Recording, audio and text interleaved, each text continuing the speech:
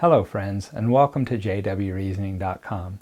They always say there's no class distinctions in the organization. You know, that everybody is on an equal playing field, even though it's very much rank related. But you have the rank and file, you have pioneers, ministerial servants, elders, circuit overseers. I mean, there's a whole list of class distinctions. But if you were to talk to them, they would say, oh no, there's no class distinctions among them. And what came up was I was thinking about this term I used to hear a lot, the John class. And for you old-timers like me, you'll probably say, oh yeah, I've heard of the John class. I don't know that I've seen them use that phrase much lately. Maybe they have and I just overlooked it. But I did a little search and I thought, how many different classes have they used for this anointed group? How many different names have they used? It's just something I thought you might find interesting. So here they are. I listed them alphabetically. I looked it up. It took me a while to do the search because I had to go through the whole, this is since 1950 in the Watchtower. I went through the CD-ROM. And here are some of the classes in alphabetical order for the anointed.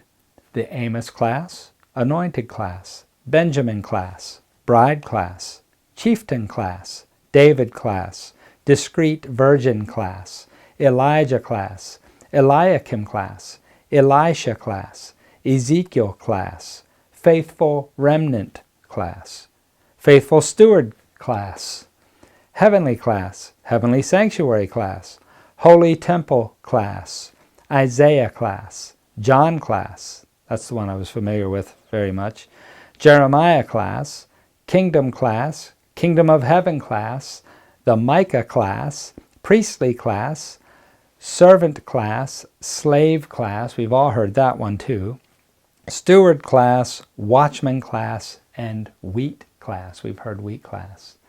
So I looked through these distinctions, and I believe that's 28, if I counted them correctly. 28 different ways that they're trying to make the faithful and discreet slave class come under some kind of a part of having control or being in the organization, or being in the Bible somewhere, I should say, being in the Bible somewhere.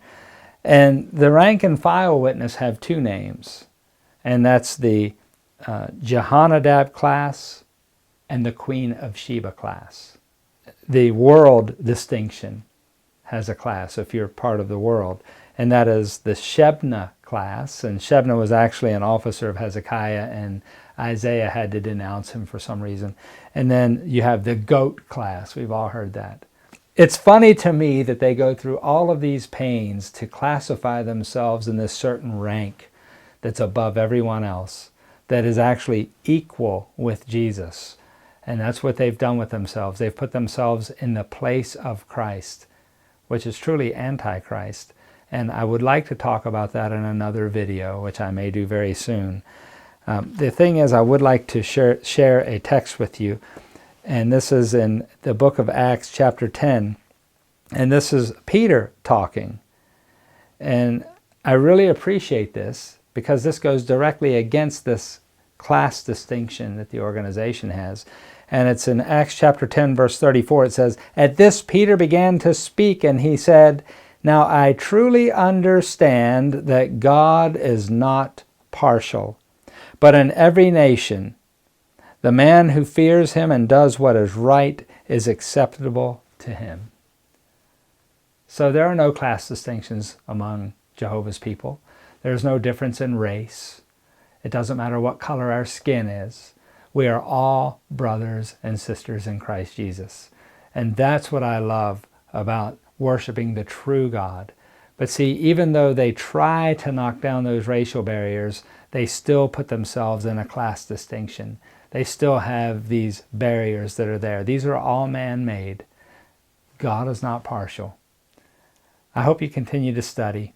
May Jehovah bless you till I see you next time.